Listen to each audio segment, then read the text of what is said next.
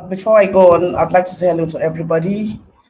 Your presentations so far have been very nice, although my internet has been, faulty, so I've been going in and out. But all the ones I've been able to catch up with, they've been interesting. Thank you. My internet is not still very stable. It tends to go off when I want to open a heavy file, maybe like pictures. But all the same, I'll try to share my screen and do the presentation in the best way I can. I hope you all enjoy it. Thank you very much. Okay, I'll be talking about digital digitization in Nigerian museums. That's what I'll be talking about today, and I would like to focus on how digitization has affected us. What has how it has how this present new norm has affected the museum, where the museums, most of the museums in Nigeria presence, to come or having a virtual exhibition, but it's always been a very difficult way to go. But as it is now, we can see that this is about the only thing that what we can do for now, to have our representations virtually, because the situation does not even allow for people. Most people are working remotely. Most of our doors are closed to visitors, and the only way we can showcase what we have, the only way we can keep our objects and the museum alive, is to have this online representation. Maybe like this digitization. I'm trying to share my screen. I hope I'll be able to do that. Okay.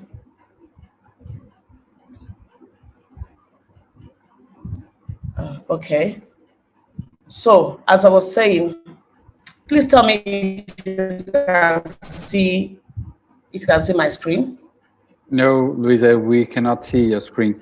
It's it's Okay. you have not started to Okay. share. Okay. How about, can you see my screen now? Yes, we can. Okay. So, digitization in Nigerian museums, adopting new practices for documentation and audience engagement. Most of the people who come to the museum are students. The major museums in Nigeria have students as their visitors. And in this new norm that we find ourselves in, the students cannot come, the museum doors are closed, and therefore most museums in Nigeria are closed. We're not doing anything right now. This museums are now experiencing this state of redefinition of their roles and their spaces, and the new normal is here. The wave is spreading across countries. It's here in Nigeria as well. So we'll have nothing to do now except to follow the trend. And right now we are trying to come up with this online presence.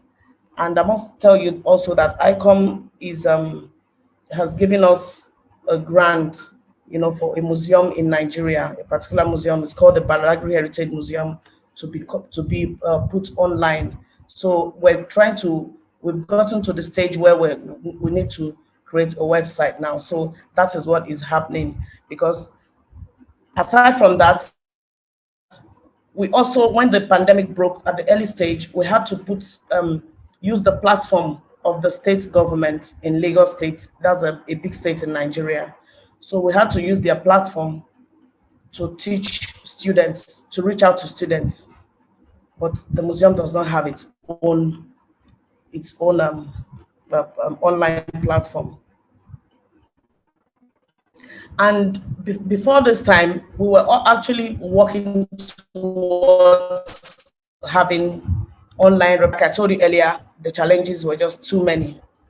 So as we speak today, museum doors are still closed, and we receive visitors, but barely, just maybe 5% of what we normally used to have before is what we have now as visitors. And so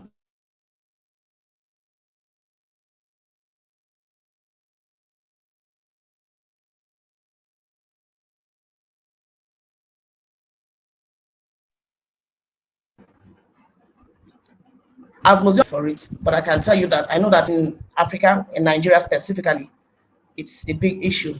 You know, having the internet is never affordable for everybody. Even when you put a museum online or you put an exhibition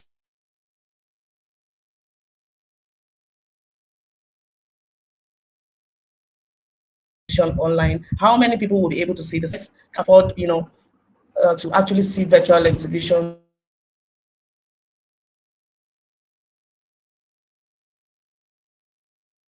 I mean, they feel that there are more visit a museum online. So even in creating the exhibitions and everything, we still need to educate the people. We need to let them.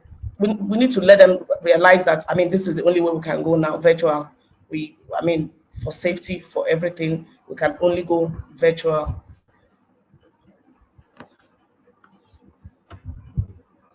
And so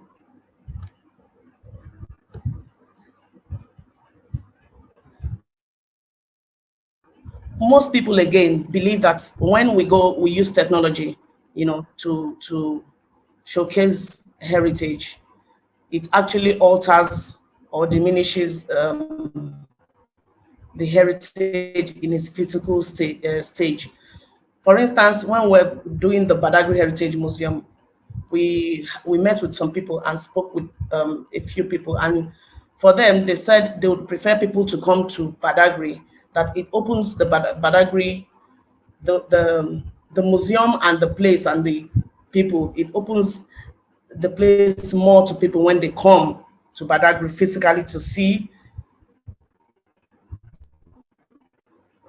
the museum, to feel, the heritage and culture of the people, rather than putting it online, that it's actually going to keep people away from coming to Badagry.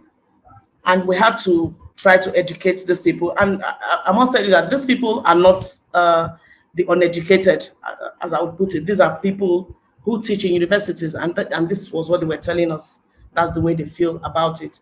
So aside, when you put a museum online, or when you have a virtual exhibition in Nigeria, you still have to go through that line of, educating them and telling them the importance of when an exhibition is online, or when a museum is online. It has a wider reach. It will go far, even farther than one can think. So as I've been saying, this digitization is the way forward, and we're actually following it ground now. Museums, about 3 museums in Nigeria now are, following the online virtual exhibition, which by latest by February, we should have at least the 3 biggest museums in Nigeria. We should have them online. The benefits, like I said before, it will make you work. We can work remotely. It brings safety, and then the wider reach. But then we have challenges. In Nigeria, there's ever never a regular supply of power. So people have to generate power themselves, and this is a big issue. The internet access is poor. The bandwidth, high bandwidth costs, and even when all this are put in place, we require training, and there's no training for staff on how to use the new media, the social media. So many people do not know how to go about this. So these are some of the challenges. I was going to show some pictures, but like I said earlier, if I try to click on a picture, I would go off air. So I don't know, but maybe in my in my final writing, I could, put in some pictures. So if there's any question, I'll be glad to take them. Thank you for listening.